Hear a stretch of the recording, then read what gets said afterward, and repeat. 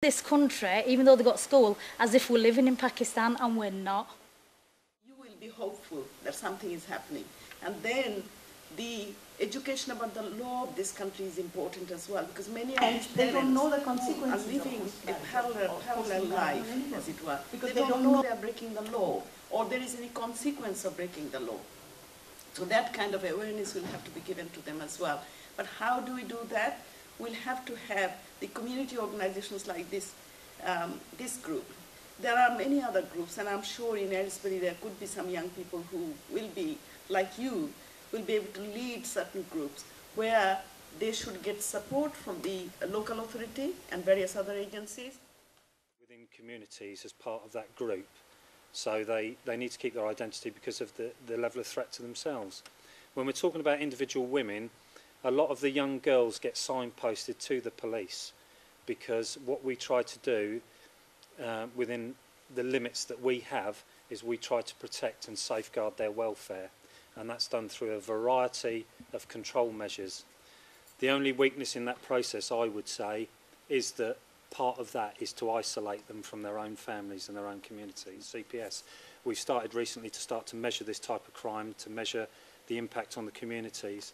So we are working on it, and we are working with partners to help. But as I say, we work on it at different levels.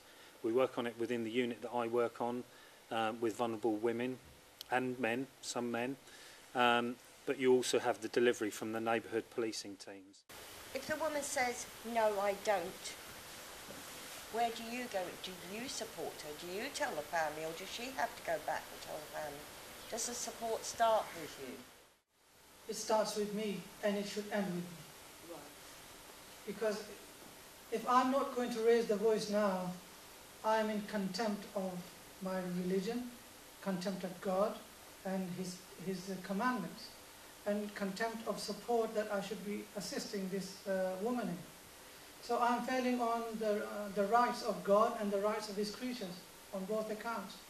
That is where it should stop. Sadly, the Imam does not find out, though he may have a sense, and he wants to take this out of this woman, whether it is or not.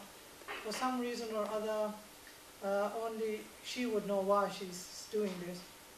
The Imam is supposed to go along. He's got, as Mr. Manzoor says, he's got no voice until he gets the backing.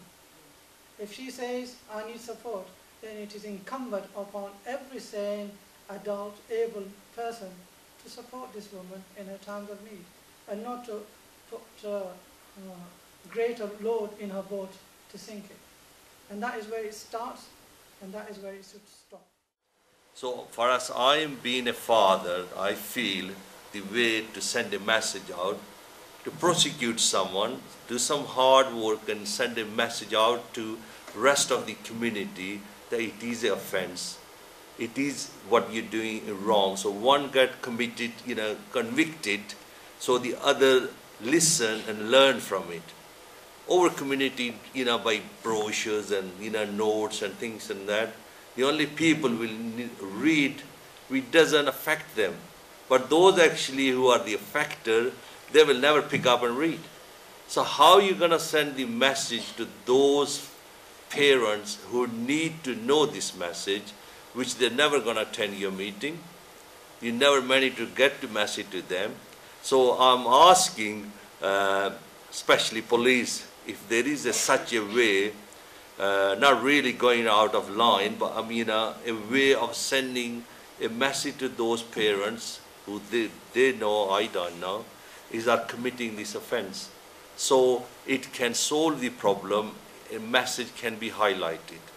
Because previous experience, not on this matter touch, there's a lot of other issues I've been through, but the people who really need to be sending message, you never see their faces. They never attend your meetings. They never open the newspaper. So you got to look at it, how we going to send a message to those parents who really need to know this message. often, and not being pejorative, but we are talking about the lowest common denominator here. All criminals, regardless of what colour they are, where they come from, they're not the nicest people. They're not the people that will come to meetings and sit with their daughters and say, you know, I'm supporting my daughter, because they're not like that. And the only way that we can get through to those people is by saying, well, you do this, you will lose your liberty and you're going to jail. And I think at the end of the day, that's where we go with these. That's what we try to do. But we've obviously got to, at the same time, we've got to take into account the people, the victims, and so on. And we've got to acknowledge their safety as well. And that's where, again, back to the point that I came from to the start. That's the difficulty. If they don't want to help themselves, it leaves us in a really difficult position. As chairman of SYR, a very newly developed project and organisation, we endeavour to stem out forced marriages.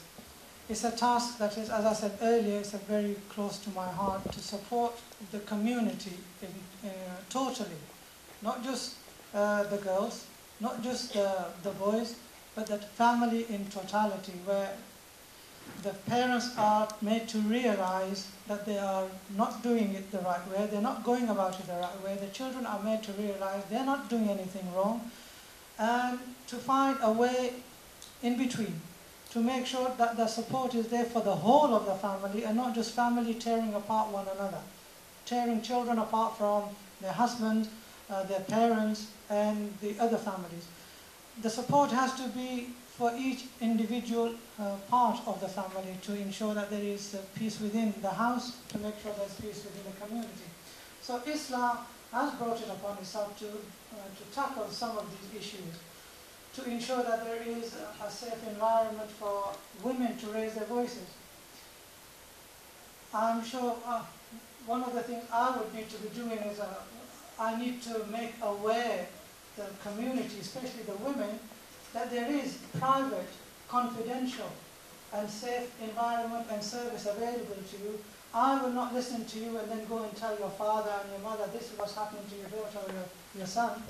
This has not been done before by me, and it will never be done in the future. So I think the schools, they need to get involved. People like myself going there, where the majority of the Asian, the Muslims are attending, for the girls and the boys know that there is support there. And the police need also to be involved in it, probation needs to be involved in it, all sorts of multi-agency approach needs to be involved to tackle it together. Individually, because today's programs is most likely and most precisely Aylesbury County areas, so that obviously Save Your Rights is not only any particular area based, is a national, and in some extent we might be, obviously we're proud to say that is international as well. Because these problems is not only happening in the United Kingdom, as well as the problem starts from the back home, from the Bangladesh, Pakistan, and any other countries as well. So we have to work hard to eliminate from these problems from everywhere. So at the end of the day, again, I would like to thank to everybody, and we conclude our programs here today. Thank you.